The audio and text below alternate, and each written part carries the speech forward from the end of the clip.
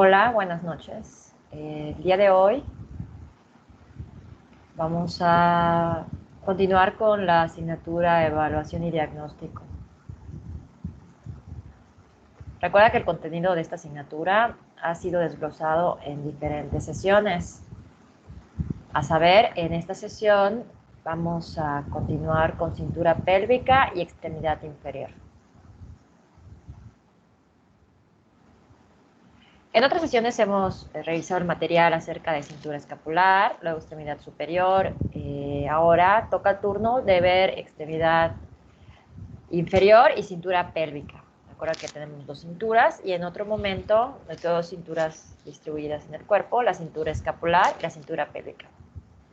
Y en otro momento vimos el tema 3.5, que fue columna.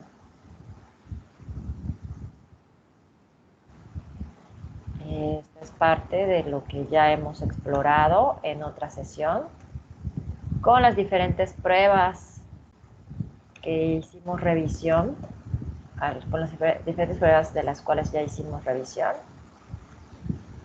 Todo esto corresponde a la parte superior del cuerpo. Superior. Oye, el tema que nos compete hoy es hablar de la cintura pélvica. La cintura pélvica está conformada por diferentes huesos. Entonces, esta estructura ósea la conforman las crestas ilíacas, el isquión, el ilión y el pubis. O sea, recuerda que estos son los huesitos que componen la cintura pélvica, o más bien la pelvis. Entonces, ilión, isquión y pubis. Y de ahí, pues, está en conexión directa con el miembro inferior, que hablamos del fémur. Claro, el sacro es la última parte de la columna vertebral. Respecto a la cadera, podemos observar algunas peculiaridades. En la cadera podemos tener diferentes características, como es estabilidad y movilidad. En un momento más vamos a ver cuáles son los movimientos que la cadera puede presentar. Las estructuras más importantes, que tenemos cierta especificidad, hacer algunas pruebas y revisión que debemos de contemplar al momento de una valoración o una evaluación para tener un diagnóstico diferencial, son la cápsula articular, los ligamentos iliofemoral, isquiofemoral y pubofemoral, que aquí te los puedo presentar en la imagen que la encuentras en la derecha, donde está moviendo mi cursor. Ligamento pubofemoral,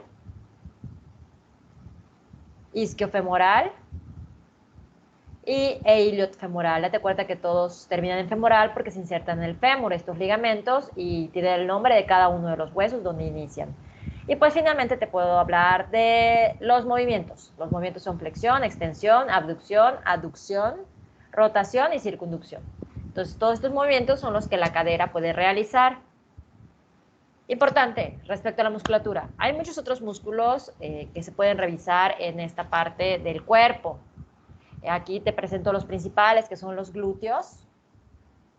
Pues te puse aquí el glúteo medio, busca tus materiales, cuál es el origen y la inserción del glúteo medio, el glúteo menor y algunos otros músculos que salen y pasan por debajo o pasan a través del agujero donde pasa el nervio ciático. Entonces aquí nada más te puedo observar, te puedo mostrar algunos de los músculos pues que tienen su directa inserción en el fémur y que tienen algunas de diferentes funciones.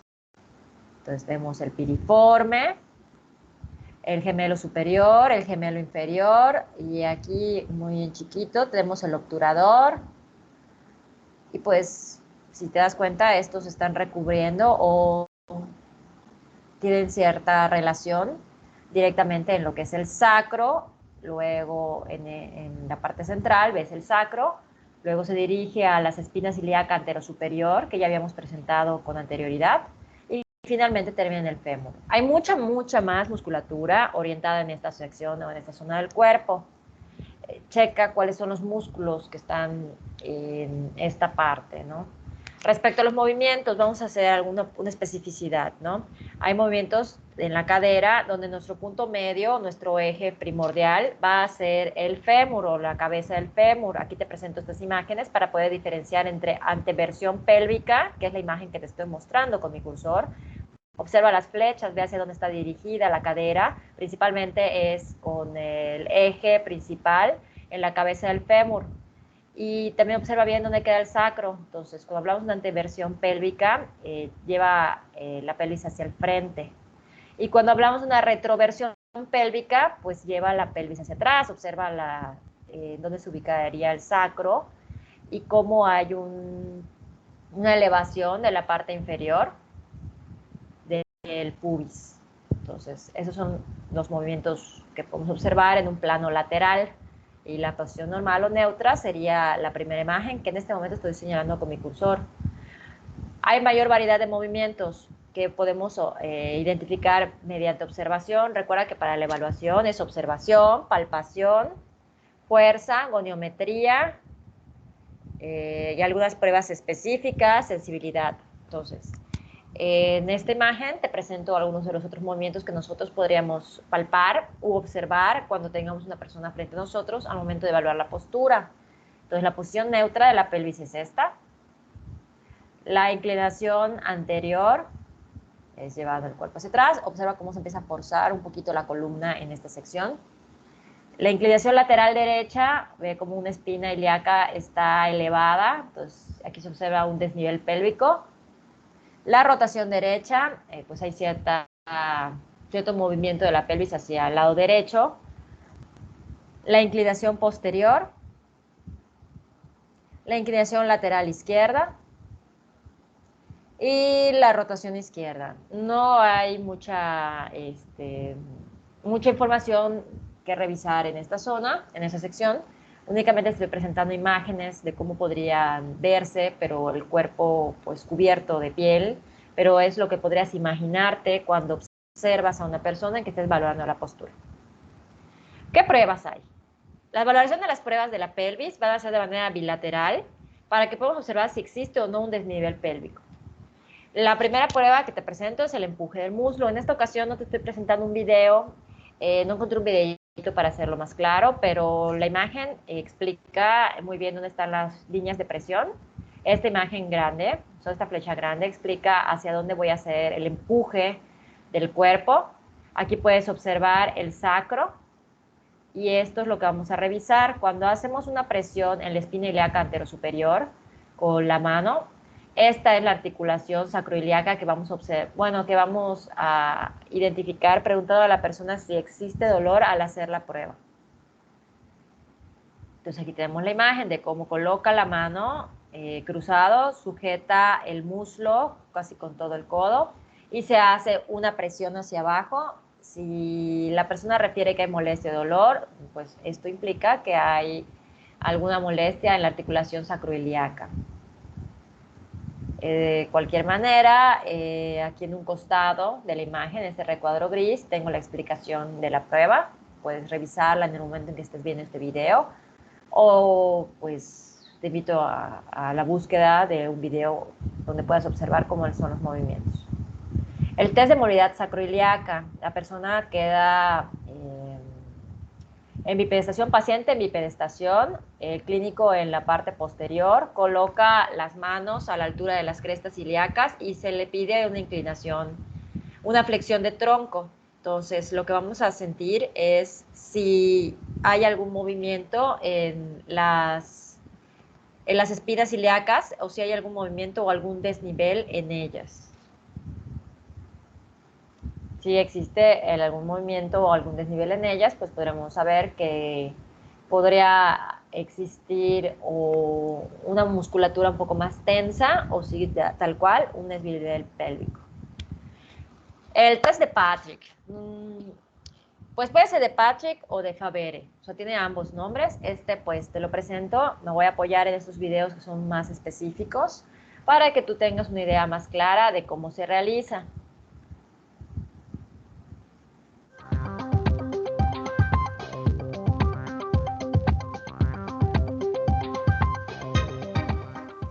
Prueba de Patrick o Favere. Vamos a valorar el estado de la musculatura aductora de la articulación sacroiliaca y coxofemoral. Nuestro paciente se encuentra en decúbito supino y el terapeuta en bipedestación lateralmente al paciente a la altura del muslo. El terapeuta flexiona la rodilla llevando el maleolo externo de esta pierna por encima de la rótula de la pierna extendida. A continuación, la mano caudal del terapeuta se coloca en la pelvis distal y la otra sobre la parte interna de la rodilla flexionada, ejerciendo presión en dirección hacia la camilla. Se valorará midiendo la distancia de la rodilla a la camilla en ambos semicuerpos. Será positivo cuando aparezca dolor y o limitación funcional. Se debe realizar un diagnóstico diferencial entre la patología sacroiliaca, la coxofemoral y posible patología lumbar.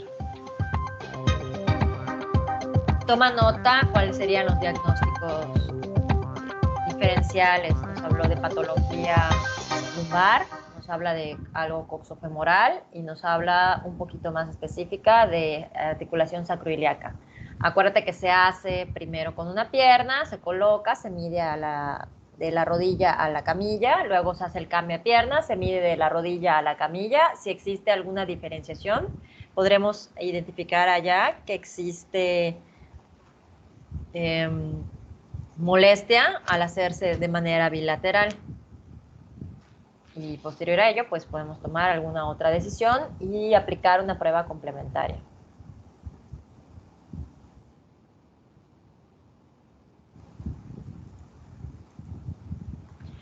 El signo de Gansley, en este es cuando dejan caer la pierna por fuera de la cama. Se puede hacer en decúbito supino, como está en este video, o se puede hacer tumbado de costado en decúbito lateral. En decúbito lateral, la prueba es siempre la rodilla doblada, pues como para darle estabilidad al cuerpo, y dejar caer la pierna por detrás del muslo. Esa es cuando la puedes hacer de manera lateral. En este caso, en este video, lo hacen con una única pierna y lo hacen en decúbito supino.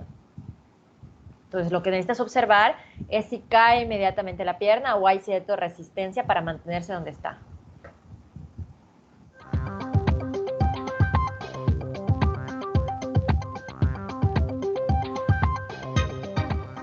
Signo de Gansley. Objetivo: valorar la función de la articulación sacroiliaca.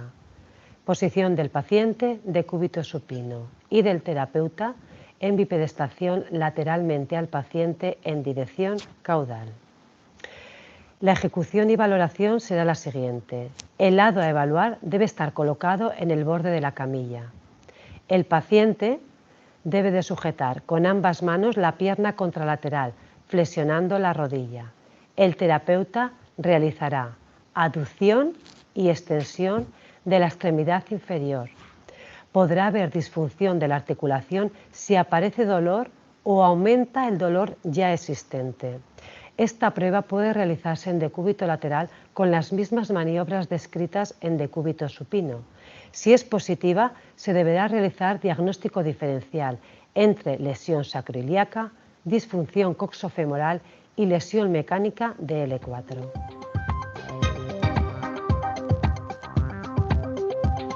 L4. Aquí podemos explicar si hay disfunción en L4. Se apunta todos estos diagnósticos diferenciales si esta prueba da positiva. El test del piramidal, famosísimo músculo que revisamos porque hay dolor en la parte baja de la espalda, porque podría dar positivo una ciática o por infinidad de trastornos que se pueden presentar en el cuerpo o en la columna. Entonces es el test del piramidal. No es el típico test que vas a poner en tensión el piramidal, más bien nos habla de la rotación que hay en las piernas. Es un test muy sencillo, muy rápido de realizar. Pues también podría complementar alguna de las otras pruebas que puedes revisar. Este está muy sencillito, es una idea que te puedes dar al momento de checar este músculo.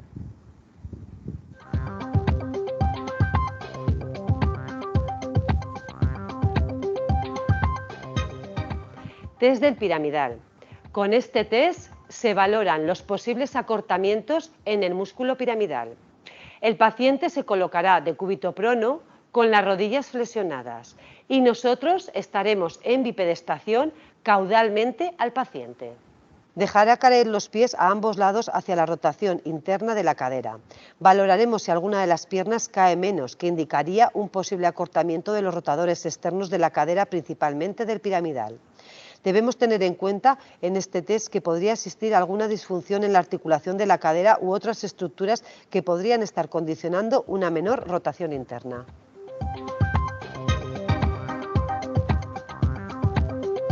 Muy sencillito, diferentes estructuras para revisar, si hay acortamiento en psoas, si hay disminución en la rotación interna de ambas piernas, puedes aplicarlo, muy efectivo. El test de over, o bien vamos a checar aquí lo que es la cintilla iliotibial.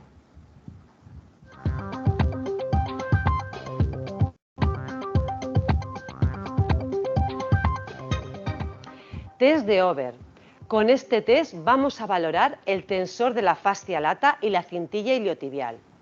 Nuestro paciente estará de cúbito lateral sobre el lado no evaluable, manteniendo la flexión de la cadera.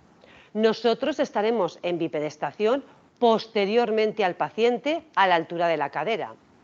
Vamos a realizar una toma en la parte craneal de la cresta ilíaca y la otra toma se realiza sujetando la pierna del paciente en flexión de rodilla.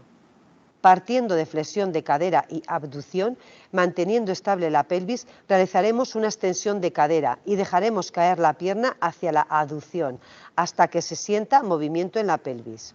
Será positivo si la pierna permanece en abducción. Es importante mantener la pelvis estable y la extremidad inferior que se está valorando en extensión de cadera y rotación externa neutra. De lo contrario, la prueba estaría mal ejecutada. Mucho cuidado aquí con las tomas, las contratomas y la posición de tus pies al momento de realizar la extensión de cadera.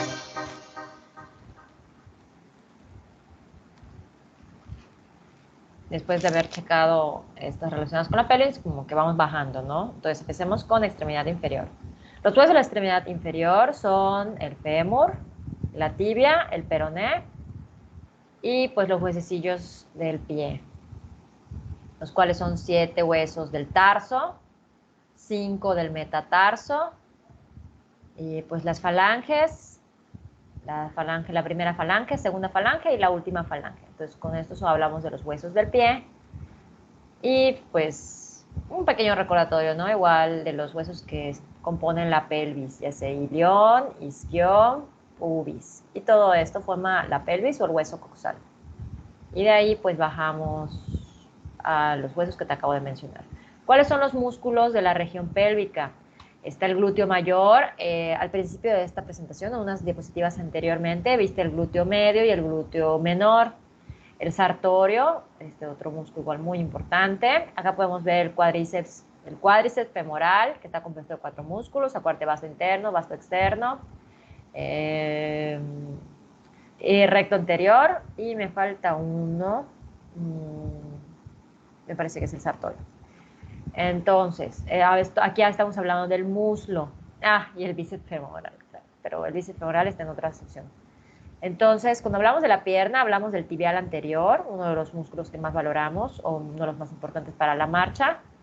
El extensor de los dedos, los gastronemios, también llamados gemelos, y finalmente pasamos al pie, donde son músculos un poco más cortos. Antes de llegar al pie, podemos hablar un poquito de la estructura de la rodilla. Acuérdate que la rodilla se conforma de 3 huesos, 4 huesos: el fémur, el peroné, la tibia principalmente, y la rótula.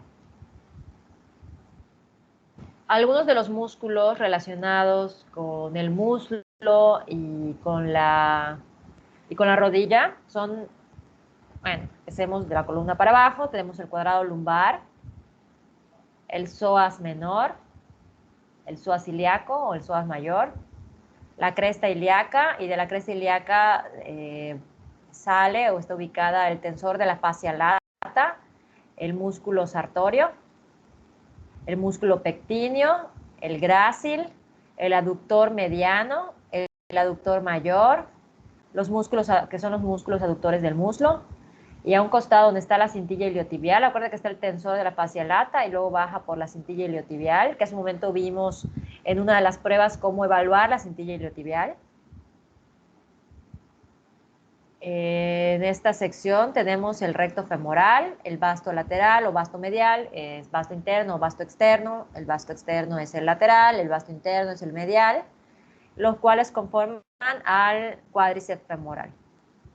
Y un poquito más abajo tenemos el tendón de inserción del cuádriceps y luego el tendón rotuliano, que es la inserción del tendón que pasa por encima de la rótula. Entonces aquí tenemos algunos músculos que puedes observar que están de la columna hacia la extremidad inferior.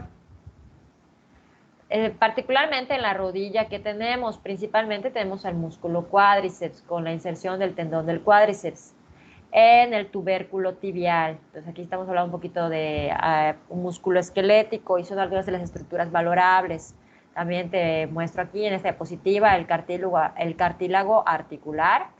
Mira, aquí está el hueso o el fémur que ya hemos platicado, la tibia, el peroné. Y empezamos a vislumbrar lo que son los ligamentos, en este caso es el ligamento colateral. Entonces, en esta imagen observamos algunas de las estructuras valorables o las más valorables en la rodilla, pero hay más todavía. La articulación de la rodilla en su vista posterior, la anterior en su vista anterior, esta es la vista posterior, pues tenemos los cóndilos cubiertos por el ligamento cruzado anterior, que está marcado con el número 1. El número 2, hablamos de los ligamentos cruzados. Entonces es sencillito, checas diapositiva, ubicas el número con la estructura valorable. Entonces me muevo al número 2, entonces son los ligamentos cruzados. El número 3 es el ligamento colateral tibial.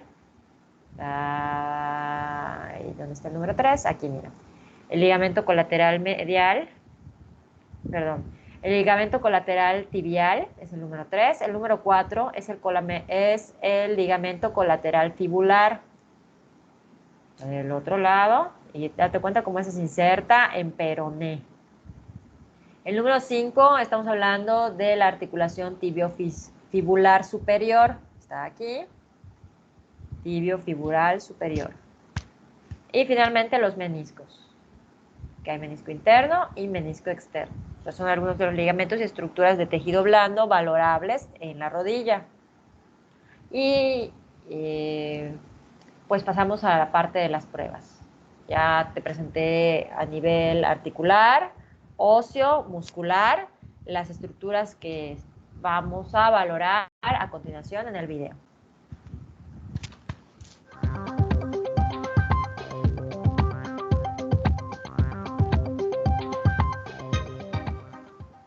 Test de Thomas. El objetivo de este test es valorar el acortamiento de los músculos flexores de cadera. Nuestro paciente estará de cúbito supino y nosotros en bipedestación al lado del paciente. Se solicita al paciente que se apoye en el borde de la camilla con la pelvis y que se siente dejando una pierna fuera de la camilla, manteniendo la cadera contralateral al lado a valorar en flexión. Será positivo si el muslo contrario permanece por encima de la horizontal. Podría haber un acortamiento de otros flexores de cadera, como del recto femoral, que podría evidenciarse en una extensión de rodilla o por el tensor de la fascia lata, que podría reflejarse en una abducción de cadera.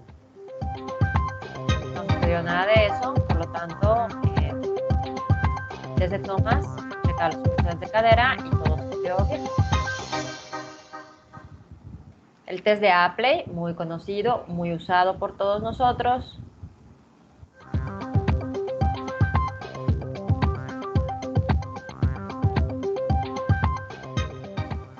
Test de Apley.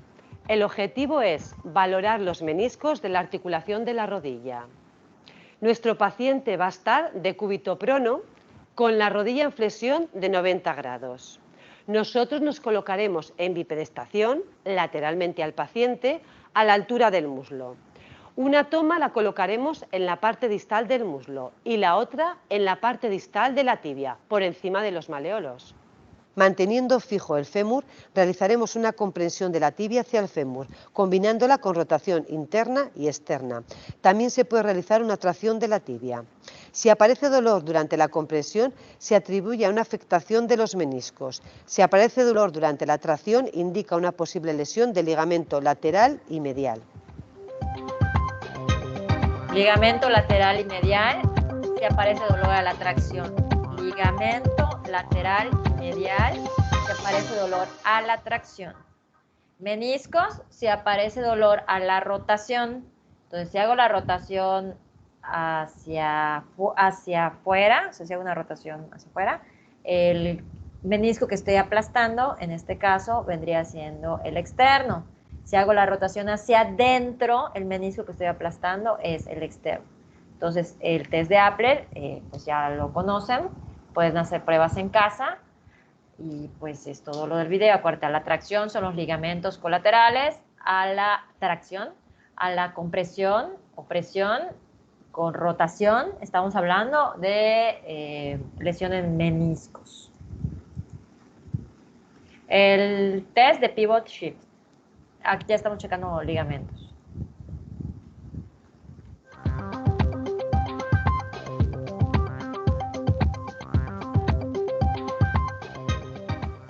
Test de pivot shift.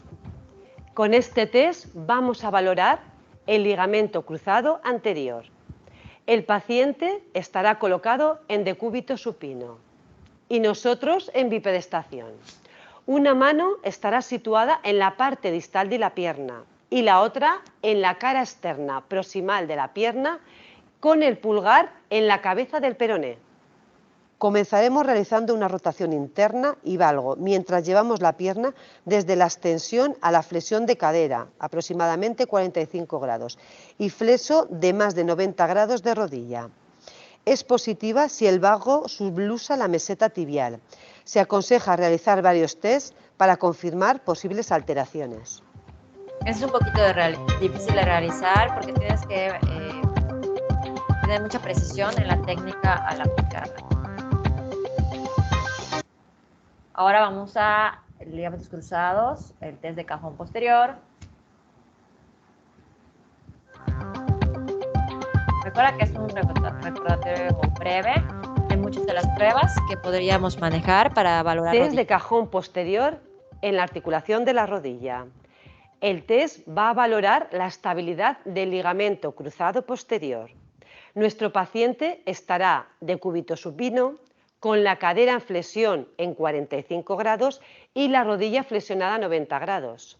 Nosotros nos colocaremos encima del pie del paciente, sentados, y las manos las colocaremos en la tuberosidad de la tibia.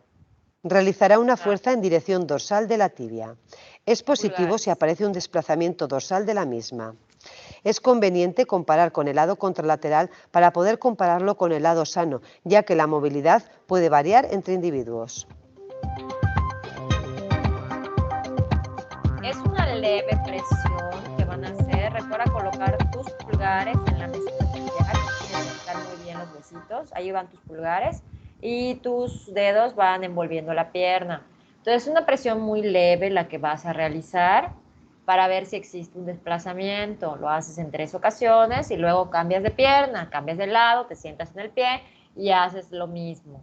Entonces así comparas si es la misma flexibilidad que hay con el lado que duele que con el lado sano y pues debe de estar igual, ¿no? En cuyo caso que alguno se mueva más que otro, pues nos daría idea de que hay aquí tal vez una inestabilidad en la rodilla o tal vez alguna cuestión con los ligamentos.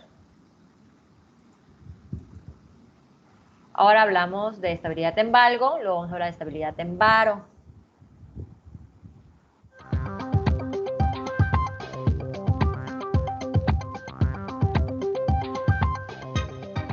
Test de estabilidad del valgo. El objetivo de este test es valorar el ligamento lateral interno de la rodilla. Nuestro paciente se colocará en decúbito supino y nosotros estaremos en bipedestación. Una mano se coloca en la cara externa distal del fémur y la otra en la parte interna distal de la pierna. Se realiza con ligera flexión de rodilla, un par de fuerzas con las 2 tomas tratando de forzar un movimiento de valgo de rodilla. Si con el fleso de rodilla existe movimiento, reflejaría una inestabilidad principalmente del ligamento lateral interno de la rodilla.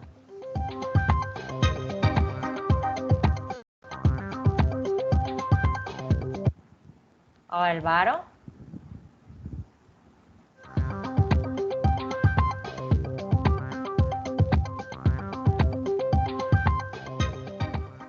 Test de estabilidad del varo. Este test va a valorar el ligamento lateral externo de la rodilla. Nuestro paciente se coloca de cúbito supino y nosotros estaremos en bipedestación al lado del paciente. Una mano se coloca en la cara interna distal del fémur y la otra en la parte externa distal de la pierna. Se realiza con ligera flexión de rodilla, un par de fuerzas con las dos tomas realizadas tratando de forzar un movimiento de varo de rodilla.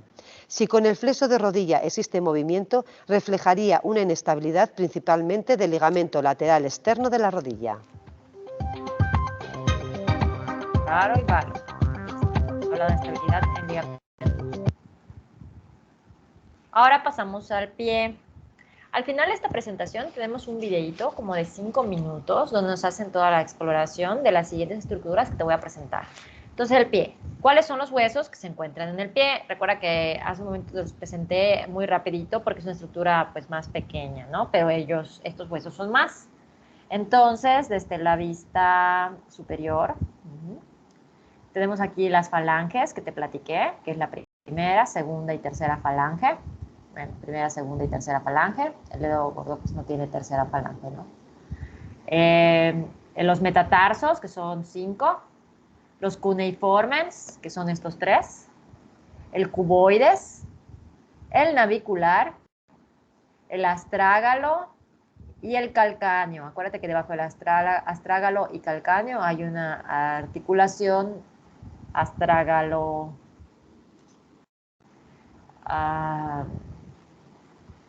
Un poquito más adelante en la presentación está la descripción del nombre.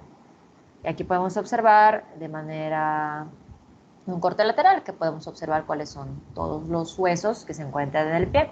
Están diferenciados por colores para que lo puedas ubicar perfectamente. Articulación. Aquí hay 3 tipos de articulaciones principales en el pie. La tibio-peroneoastragalina, que es esta, que es de la tibia, el peroné y el astrágalo. Acuérdate que ese es uno de los huesos principales del pie. Tibia, peroné, astragalina, es una de las articulaciones. Se da entre las epífisis del distal de la tibia y el peroné con la tróclea o polea astragalina. Estamos hablando de esta posición. Luego está la maleoloperoneal fibular, que está unida al astrálago en un costado, donde el maleolo tibial y el peroneal descienden a ambos lados, formando entre sus huesos, una pinza o mortaja tibio-peronea. Y finalmente la maleolotibial, que pues habla como tal, es el maleolo y la tibia. La maleolotibial y el peroneal descienden a ambos lados, formando entre ambos huesos la pinza o mortaja tibio-peronea. Pues aquí tenemos 3 articulaciones importantes ubicadas precisamente con el hueso astrágalo. Y todavía hay más, claro está. ¿Qué articulaciones principalmente se dan en el pie? La subastragalina, astrágalo, calcáneo, subastragalina, medioastragalina, es esta, la subastragalina, te lo marcan las flechas. Está el astrágalo debajo de subastragalina. Tibio-peroneastragalina está por encima del astrágalo. Medioastragalina está a un costado y aquí tenemos el navicular, ¿te acuerdas? El navicular y el cuboides. Y es donde podemos ubicar pues, algunas articulaciones para checar la prueba de Chopard o el pie de Chopard y una prueba que se llama de Lisfranc. Estas pruebas las vas a observar al final de este video. Y pues hablamos del tarso, que son de 2 a 5 huesos, o sea, en total 7. El metatarso, que son 5 metatarsos, y las falanges, que son 5. Mucho ojo con Chopard y Lisfranc, porque son algunas articulaciones que están entre las cuñas, que son 3 cuñas, un hueso cuboides, y que hay unas pruebas en el videito con el que finaliza la presentación. Específicamente la articulación subastragalina. ¿Por qué es muy importante esta articulación? Porque, eh, porque esta parte anterior es una de las principales articulaciones entre estos dos huesos, donde hay una sobrecarga al momento de generarse una lesión en el pie. Entonces, observa muy bien cómo estos dos huesitos están aquí pegados, o no están pegados, están juntos, y podrían generarse una lesión entre ellos, ¿no? ¿Qué es el pie de Charcot? El pie de Charcot es una deformidad que se da en los pies. Este es valorable con diferentes pruebas y aquí te presento cómo es un pie normal. Se ve de costado, o sea, de manera lateral, se ve en la parte inferior y cómo se verían los huesos. El pie de Charcot, que es una deformidad que se presenta en algunos de los pies, si te das cuenta, es un pie un poco más ancho. La huella, como si no tuviera fascia, o sea, los huesos están acomodados de otra manera. Mira, es muy sencillo como observar aquí esta planta y aquí como hay la división entre cada uno de los deditos, o sea, de las falanges. Aquí pues no hay esta división entre las falanges.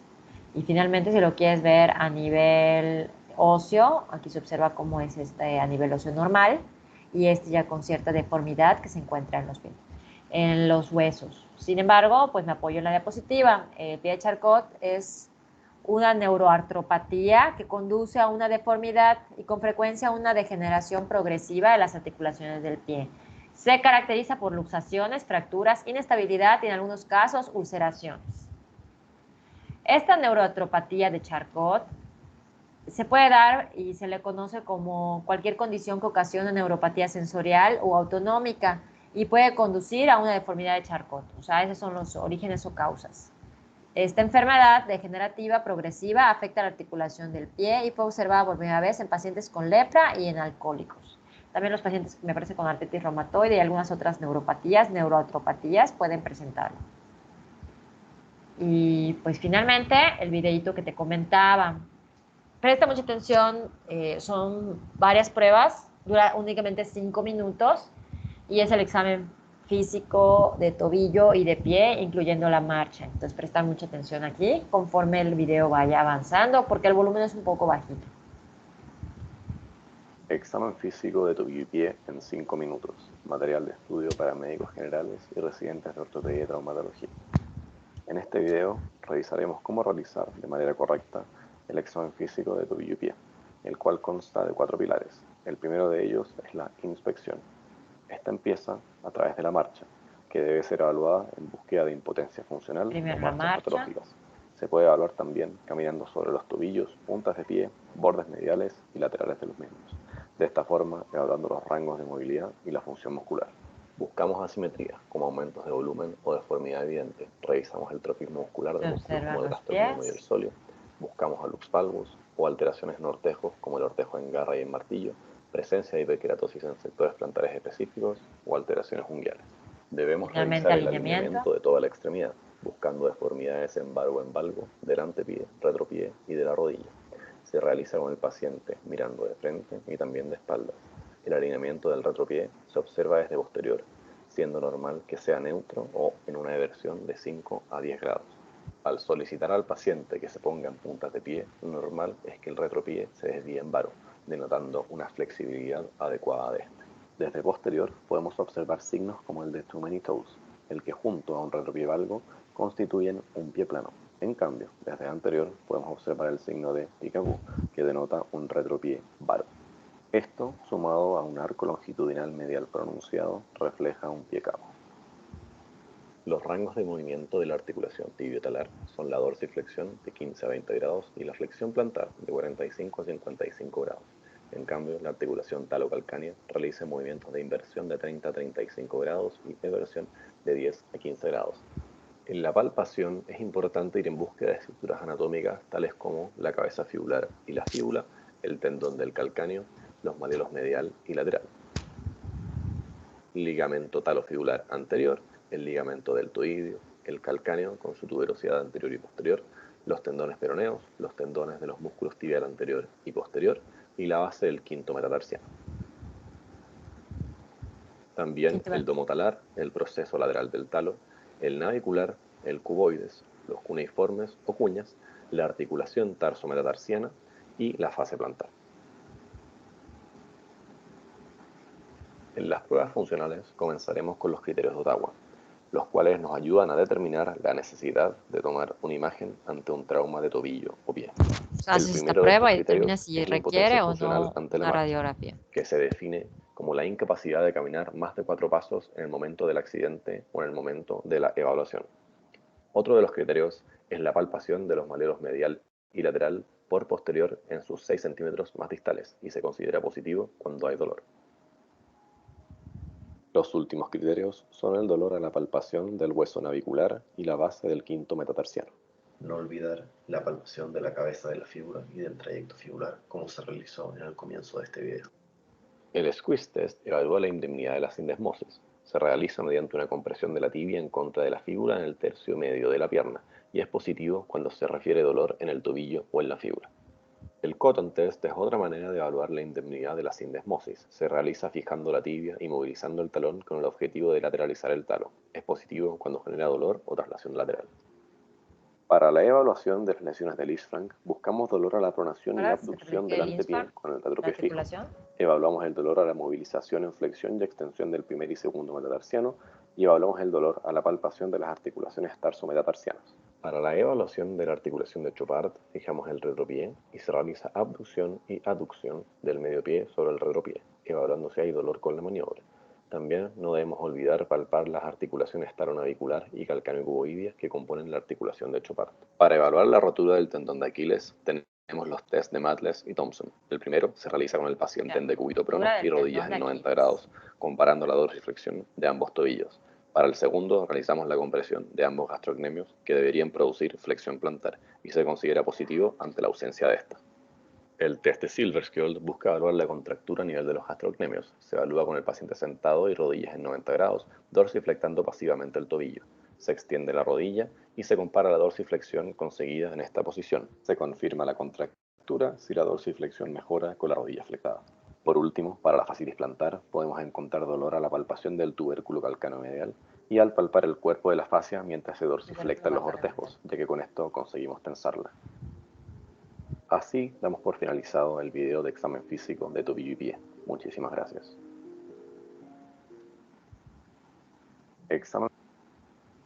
Muchísimas gracias por tu tiempo.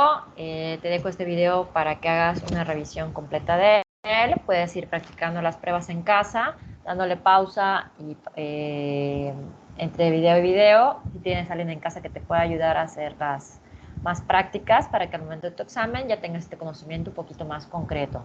Recuerda escribir en tu estrategia SQA los apuntes que tú requieras con esta información. Y ya con esto damos concluido el video de la extremidad inferior.